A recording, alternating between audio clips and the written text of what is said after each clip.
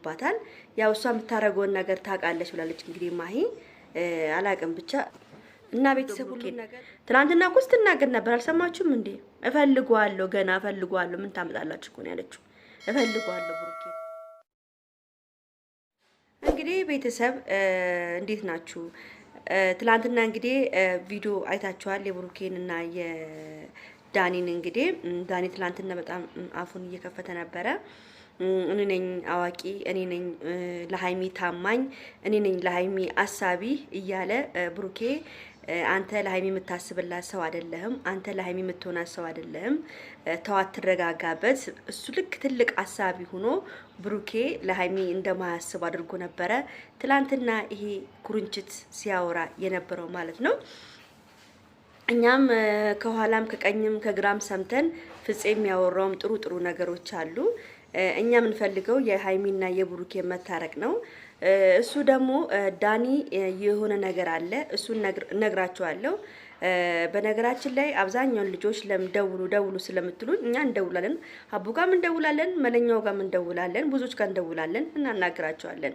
አዲስ አበባም ስላለን ስልካችን እንትን ስለሆነ ችግር የለውም ያነሳሉ። እና በሁለተኛ ደረጃ ደግሞ ትናንትና ወዲህ አንድ ሶስት ልጆች ማሂ ጋር ደውለሽ ለምን እስቲ ማሂን አታማክሪያት፣ ማሂን ለምን አነጋትን ብላችሁ ነበረ። ማሂ ጋርም ደውዬ አናግሪያት ነው አሁን ይሄን ቪዲዮ እየሰራ ያለው ማለት ነው። ቤተሰብ ድምጿን ማውጣት ስላልፈለኩ ነው። ለምን ሊደብራት ይችላል። ባለፈው የአቡን ድምጽ አውጥቼ ትንሽ ስለደበረው አሁን ድምጻቸውን ማውጣት አልፈልግም ማለት ነው። እዚህ ጋር ውዶቼ እንግዲህ ማሂን አናግሪያታለሁ። ማሂ እንግዲህ ያለችው ነገር ያው ሃይሚ የራሷ የሆነ ነገር ስላለ ነው እንጂ ወይ በብሩኬ ጨክና ወይ ብሩኬን ጠልታ ወይ ብሩኬን ለምትን ለማለት ሳይሆን የሆነ የራሷ የሆነ ነገር ስላለ መጨረሻ ላይ እሱ ነገር ታዩታላችሁ ነው ያለችን። እንግዲህ በጣም ነው ያጓጓኝ። ምን እንደሆነ አላውቅም። እንደዛ ነው ያለችው። የሃይሚ የራሷ የሆነ የምትሰራው ስራ ስላለ ነው እንደዚህ እንጂ ወይ በብሩኬ ጨክና አይደለም። ብሩኬን በጣም ነው የምትወደው፣ ብሩኬን በጣም ነው የምታከብረው። ያው እልህ ውስጥም ስለተግባቡ ነው እንጂ ይስተካከላል ሁሉም ነገር። እኛም እያነጋገር ነው ብላለች።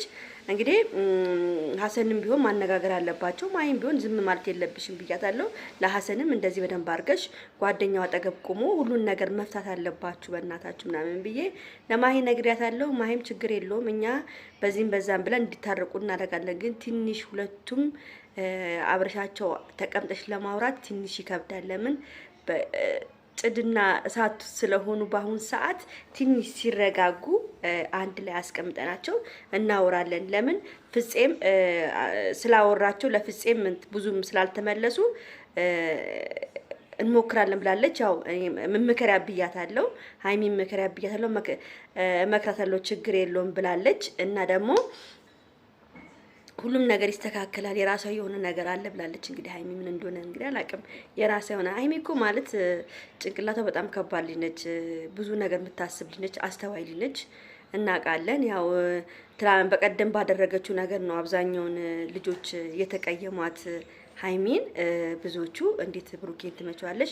እንዴት ለማታቂው ሰው በቀደም ላወቅሹ ሰው ከአንቺ ጋር 1 አመት ለበከር የከረመው ሰውን አላምን ብለሽ እንዴት እሱን ታምኛለሽ ብሎ ብዙዎቹ ክርክር አንስተዋል። ብዙዎቹ ተናደውባታል። ያው እሷ የምታረገውን ነገር ታውቃለች ብላለች። እንግዲህ ማሂ አላቅም ብቻ እና ቤተሰብ ሁሉም ነገር እውነታው መውጣቱ አይቀርም ማለት ነው። ያው ዳኒ ሴራ እያሴረ ነው። ደግሞ የማናት የሶሲ እህት ደግሞ መታለች። እኔ የምፈራው ሃይሚን እንዳያጠቋት ነው የምፈራው።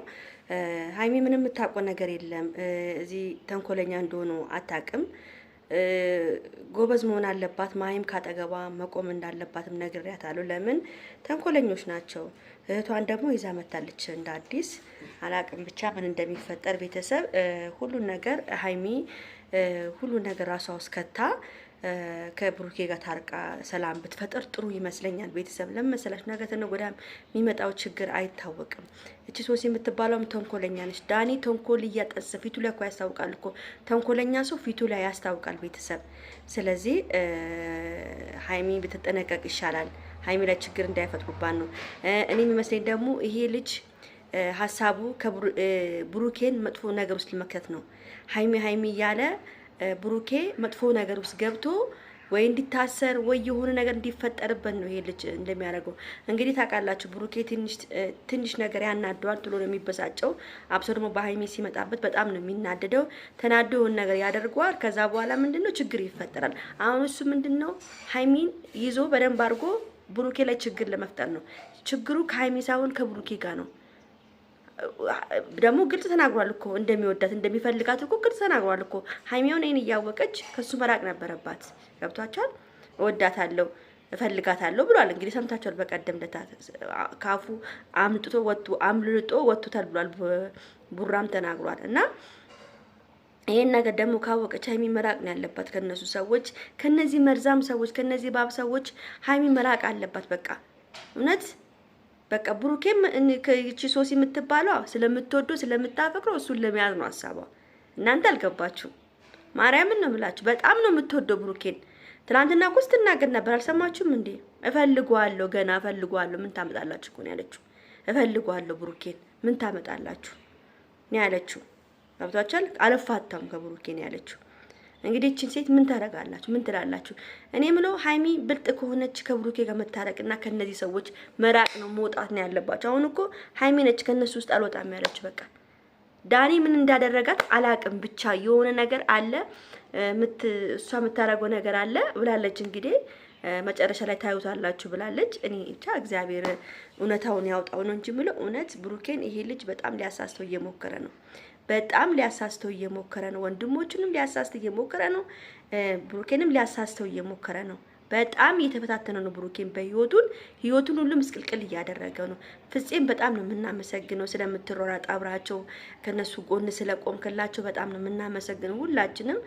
እኔ ለጨረቃ ፋሚሊዎች ሁላችሁም እያለቀሳችሁ በጸሎትም በምናምን ለምታግዟቸው የጨረቃ ፋሚሊዎች እግዚአብሔር እድሜና ጤና ይስጣችሁ፣ ቤተሰቦቻችሁን ይጠብቅላችሁ ነው የምለው። ማርያም በጣም ብዙ ልጆች ናቸው የተሳሉት ስለታስገቢልናለሽ ያሉኝ ብዙ ልጆች አሉ።